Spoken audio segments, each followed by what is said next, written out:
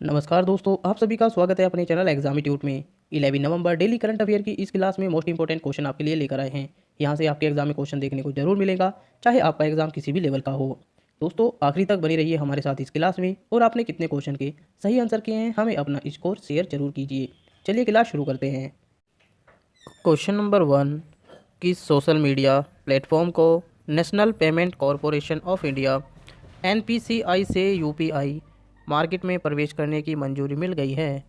आपके पास ऑप्शन है इस प्रकार। Option A WhatsApp, option B Facebook, option C Telegram, या ऑप्शन डी इनमें से कोई नहीं। जल्दी से आंसर कीजिए दोस्तों क्वेश्चन नंबर 1 का।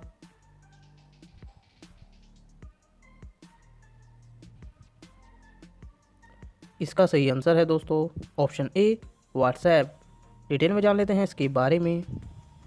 व्हाट्सएप को चरणबद्ध तरीके से यूनिफाइड पेमेंट्स इंटरफेस यूपीआई के साथ कार्य करने के लिए national payment corporation of India NPCI की मंजूरी मिल गई है। व्हाट्सएप के भारत में 400 मिलियन से अधिक उपभोगकर्ता हैं। यूपीआई भुगतान सेवा शुरू में 2 करोड़ व्हाट्सएप उपयोगकर्ताओं के लिए शुरू होने की उम्मीद है। अगले क्वेश्चन की तरफ चलते हैं दोस्तों। क्वेश्चन नंबर 2, इस देश में 120 ईयर में पहली बार 500 मीटर ऊंचा कोरल रीफ खोजा गया है। आपके पास ऑप्शन है इस प्रकार। Option A America, option B Australia, option C Bharat, या ऑप्शन डी रूस। जल्दी से आंसर कीजिए दोस्तों क्वेश्चन नंबर 2 का।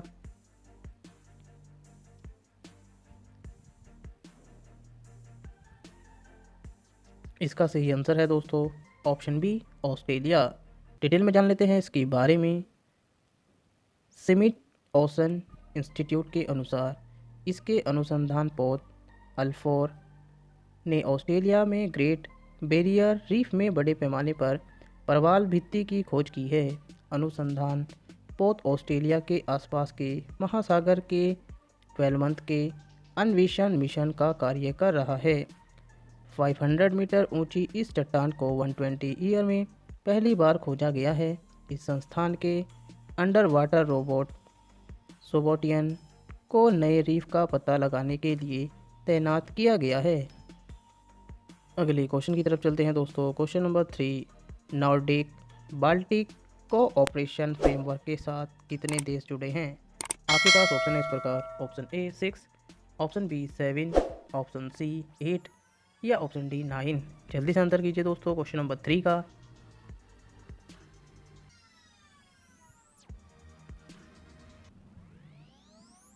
इसका सही आंसर है दोस्तों ऑप्शन सी 8।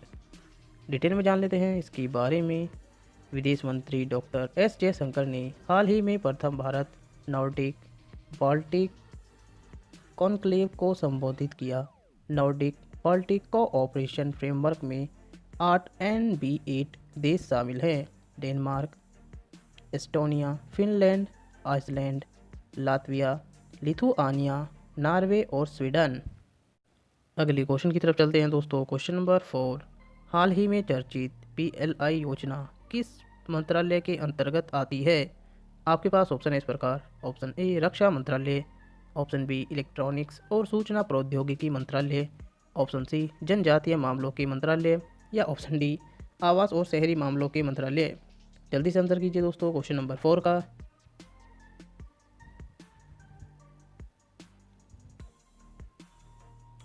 इसका सही आंसर है दोस्तों ऑप्शन बी इलेक्ट्रॉनिक्स और सूचना प्रौद्योगिकी मंत्रालय।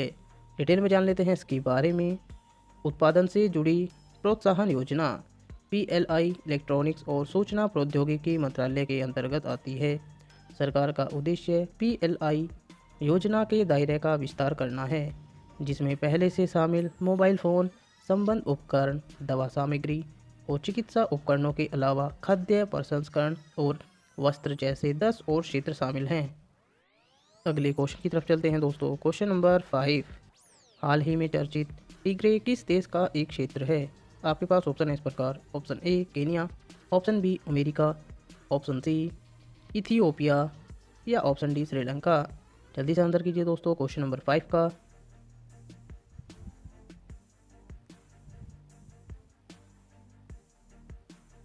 इसका सही आंसर है दोस्तों ऑप्शन सी इथियोपिया। डिटेल में जान लेते हैं इसके बारे में। यह इथियोपिया के 9 क्षेत्रों में सबसे उत्तरी है। यह टिग्रियन, यूरोप और कुंडमा लोगों की मातृभूमि है। इथियोपिया महान दरार घाटी द्वारा विभाजित देश है जो कि एडिस अबाबा में अपनी राजधानी के साथ विभाजित है। इथियोपिया की राजधानी का नाम अदिस अबामा है और इथोपिया के राष्ट्रपति सहले वर्क जोदे हैं। इथियोपिया की मुद्रा का नाम बीर है। अगले क्वेश्चन की तरफ चलते हैं दोस्तों। Question number 6। पुरुषोत्तम लक्ष्मण देशपांडे को गूगल द्वारा डूडल के साथ से चिन्हित किया गया है। वह निम्न में से क्या थे? आपके पास ऑप्शन इस प्रकार। ऑप्शन ए फिल्म निर्माता, ऑप्शन बी पत्रकार, ऑप्शन सी मराठी लेखक या ऑप्शन डी साहित्यकार। जल्दी से आंसर कीजिए दोस्तों क्वेश्चन नंबर 6 का।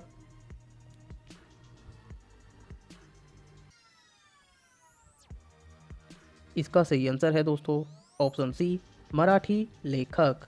डिटेल में जान लेते हैं इसके बारे में। पुरुषोत्तम लक्ष्मण देशपांडे 1919 से 2000 को उनके शुरुआती पुला देशपांडे के नाम से भी जाना जाता था। एक मराठी लेखक और हास्य लेखक हैं। वह एक कुशल फिल्म और मंच अभिनेता, लेखक, पटकथा लेखक, संगीतकार और गायक भी थे। उनकी 101वीं जयंती को सम्मानित करने के लिए एक गूगल डूडल के साथ चिन्हित किया गया है। उन्हें महाराष्ट्र के प्यारे व्यक्तित्व के रूप में भी जाना जाता था। अगले क्वेश्चन की तरफ चलते हैं दोस्तों। Question number 7। हाल ही में कौन सा राज्य पढ़ना लिखना अभियान कार्यक्रम का हिस्सा बना है? आपके पास ऑप्शन है इस प्रकार। Option A Delhi, option B Kerala, option C Tamil Nadu या ऑप्शन डी उड़ीसा। जल्दी से आंसर कीजिए दोस्तों क्वेश्चन नंबर 7 का।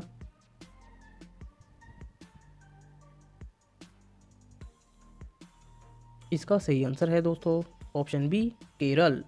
डिटेल में जान लेते हैं इसके बारे में। केरल हाल ही में पढ़ना लिखना अभियान कार्यक्रम का एक हिस्सा बन गया है और अब यह राज्य साक्षरता कार्यक्रमों के लिए केंद्रीय फंड्स प्राप्त करेगा। पढ़ना लिखना अभियान केंद्र सरकार द्वारा शुरू किया गया पढ़ने और लिखने का अभियान है। इसका लक्ष्य 2030 तक देश में पूर्ण साक्षरता के लक्ष्य को प्राप्त करना है।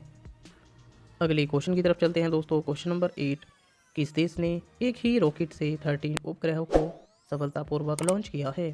आपके पास ऑप्शन है इस प्रकार। ऑप्शन ए चीन, option B Bharat, option C रूस या ऑप्शन डी अमेरिका। जल्दी से आंसर कीजिए दोस्तों क्वेश्चन नंबर 8 का।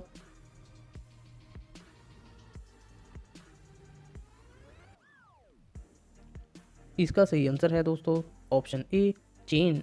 डिटेल में जान लेते हैं इसके बारे में। चीन ने ताइयुआन सैटेलाइट लॉन्च सेंटर से लॉन्च मार्च 6 कोरियर रॉकेट से 13 को सफलतापूर्वक भेजा है। इसमें अर्जेंटीना के 10 उपग्रह शामिल हैं और इस प्रक्षेपण को चीन द्वारा विदेशी उपग्रहों का सबसे बड़ा प्रक्षेपण कहा जा रहा है। यह लॉन्च मार्च रॉकेट श्रृंखला द्वारा 351 लॉन्च था जिन चीन ने 19 पृथ्वी अवलोकन उपग्रहों को लॉन्च करने की भी योजना बनाई है। अगले क्वेश्चन की तरफ चलते हैं दोस्तों। Question number 9। हाल ही में चर्चित मेडेन जूलियन ऑसिलेशन MJO निम्न में से क्या है? आपके पास ऑप्शन है इस प्रकार। ऑप्शन ए एक शक्तिशाली तूफान, ऑप्शन बी समुद्री केवाक, ऑप्शन सी समुद्री वायुमंडलीय घटना या ऑप्शन डी बहुचर्चित कंपनी। जल्दी से आंसर कीजिए दोस्तों क्वेश्चन नंबर 9 का।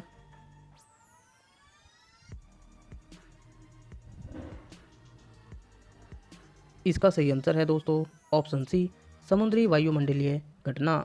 डिटेल में जान लेते हैं इसके बारे में।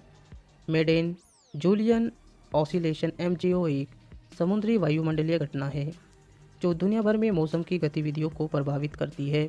इसे 13 से 60 दिवसीय दोलन 30 से 60 दिवसीय तरंग या इंट्रा सीजनल दोलन के रूप में भी जाना जाता है। अगले क्वेश्चन की तरफ चलते हैं दोस्तों। क्वेश्चन नंबर 10 लास्ट क्वेश्चन है, क्वेश्चन ऑफ द डे। हाल ही में किसको भारत के राष्ट्रपति श्री रामनाथ कोविंद द्वारा भारत के नए मुख्य सूचना आयुक्त CI से नियुक्त किया गया है? आपके पास ऑप्शन है इस प्रकार। Option A Sanjay Kumar Shukla, option B Manmohan Singh, option C Yashwardhan K Sinha या option D Narendra R Swami. दोस्तों जैसे कि आप सभी को पता है, क्वेश्चन ऑफ द डे का आंसर आपको कमेंट बॉक्स में करना होता है। आपने कितने क्वेश्चन के सही आंसर किए हैं हमें अपना स्कोर कमेंट बॉक्स में शेयर जरूर कीजिए। दोस्तों हमने आपके लिए कुछ इंपॉर्टेंट बुक सजेस्ट की है, जिसमें डिस्क्रिप्शन में लिंक हमने आपके लिए दिया है। वीडियो पसंद आए तो चैनल को सब्सक्राइब जरूर कीजिए। बने रहिए हमारे साथ। जय हिंद, धन्यवाद।